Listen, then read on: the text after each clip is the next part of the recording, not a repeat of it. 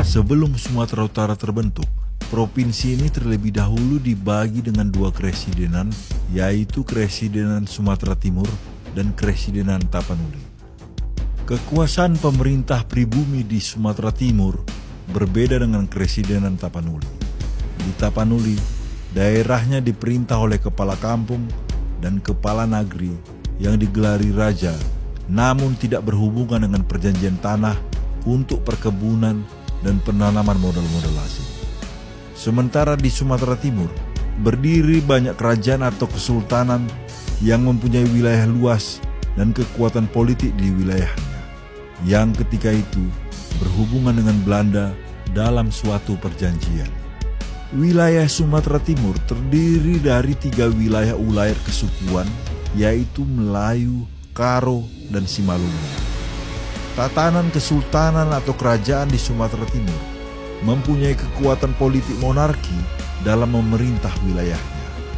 Di zaman Belanda, kekuatan politik monarki ini semakin kuat saat Belanda membuat perjanjian dengan raja-raja lokal untuk mengeruk hasil alam di Sumatera Timur. Belanda menyebut kerajaan-kerajaan itu Inlands Jalbestur, Swapraja Bumi Putra.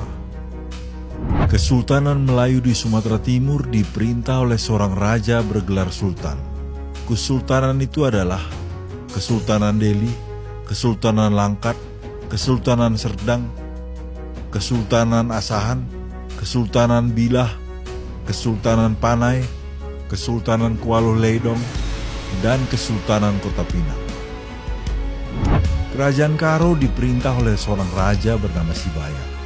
Sibaya membawahi raja-raja kampung yang bergelar Raja Urung dan penghulu hutan. Wilayah Tanah Karo dibagi menjadi 5 kerajaan, yaitu Kerajaan Lingga dengan Sibaya bermerga Karo-Karo Sinulingga, Kerajaan Barus Jahe dengan Sibaya bermerga Karo-Karo Barus, Kerajaan Suka dengan Sibaya bermerga Ginting Suka, Kerajaan Sarinembah dengan Sibaya bermerga Sembiring Meliala, Kerajaan Kutabulu dengan Sibaya bermerga Perangin-Angin Kutabulu. Kerajaan Simalungun diperintah seorang raja bergelar raja. Wilayah Simalungun dibagi 7 kerajaan, yaitu Kerajaan Siantar dengan raja bermarga Damanik Bariba, Kerajaan Raya dengan raja bermarga Saragi Garinggi, Kerajaan Pane dengan raja bermarga Purbadasuha, Kerajaan Purba dengan raja bermarga Purba Pakpa, Kerajaan Silimakuta dengan raja bermarga Purba Girsa, Kerajaan Tanah Jawa dengan raja bermarga Sinaga Dadihoyong, Kerajaan Dolok Silau dengan raja bermarga Purba Tamba. Kedudukan semua kerajaan yang berkembang di zaman Belanda mulai kehilangan kekuasaannya di zaman pendudukan Jepang, karena pada waktu itu Jepang mencabut hak istimewa raja atas tanah dan menyerahkannya pada buruh. Setelah Jepang kalah dan Belanda datang kembali dengan memboncengi sekutu ke kota Medan, kehadiran Belanda yang disambut sukacita oleh para petinggi kerajaan berakibat fatal.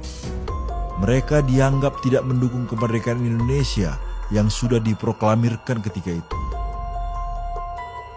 Revolusi sosial tanggal 3 Maret 1946 di Sumatera Timur tidak terelakkan.